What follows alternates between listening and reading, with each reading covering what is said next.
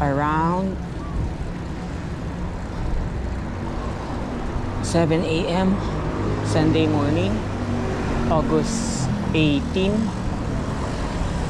We are here in Commerce Avenue. Galing tayo ng Daang Hari. We're traversing this street, Commerce Avenue, eastbound, papuntang Festival Mall.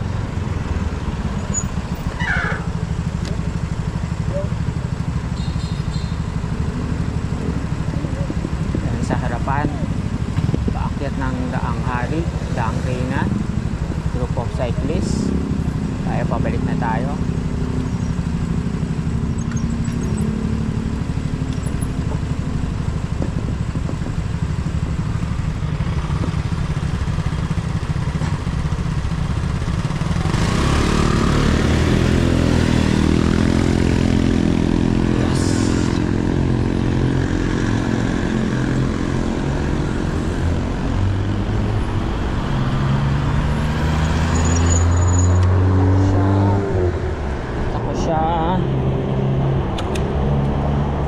Ng halaman, dangerous yung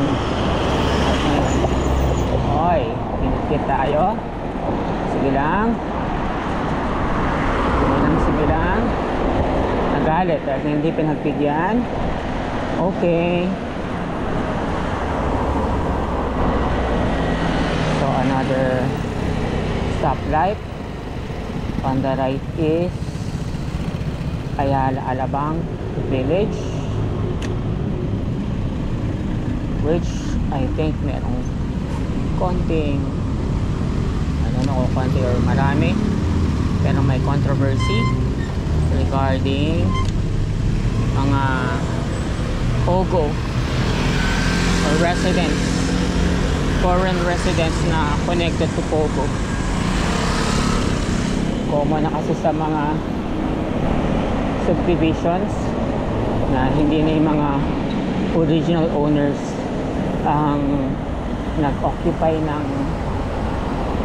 house and lot. Usually pinapalis nila or pinapa-rent. Sometimes third party yung nagpapa-rent, like an agency, and then yung agency yung maghahanap ng magli-lease, magre-rent. So sometimes wala ng background check or wala ng requirement, basta nakakabayad, pwede nang mag-rent, move in kagad. So hindi lang sa Ayala Alabang Village, some village also, some condos nakakalusot. Usually dapat strict, kung strict yung magiging homeowners association is yun nga, dapat kung ipaparent, dapat Filipino citizen. Kaya parang nakalusot is foreign nationals. Masama pa is yun, POGO. So Philippine Offshore Gaming, o I don't know, organization. Okay, tapos na tayo sa Ayala Alabang Village. We are now entering Philinvest City. Up ahead is Casa Hotel. So another stoplight.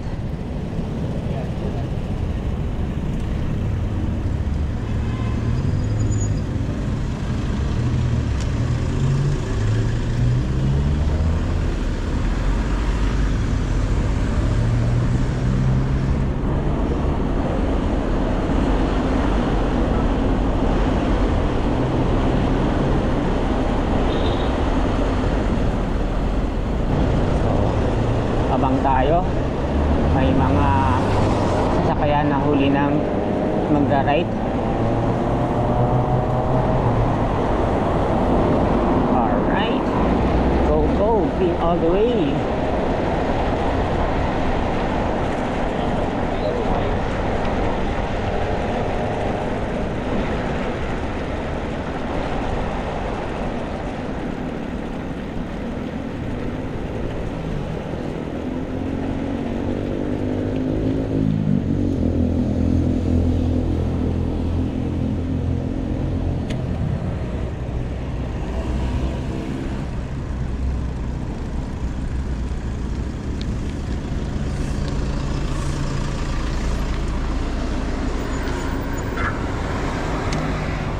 Red light ulit tayo. On the left, Insular Life Tower. On the right, yung Spectrum Linear Park. Diyan yung mga joggers, Central Park runners, other bike riders. Then up ahead, yan na yung Festival Mall.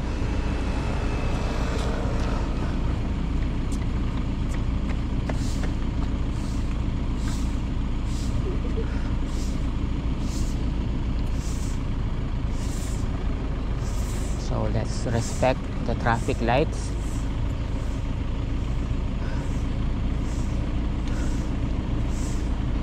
For everyone's safety.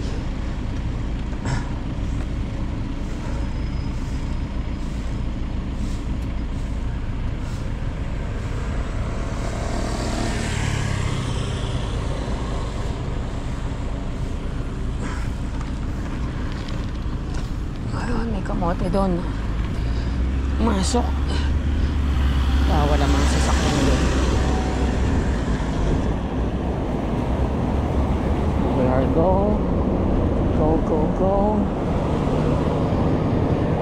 They are right.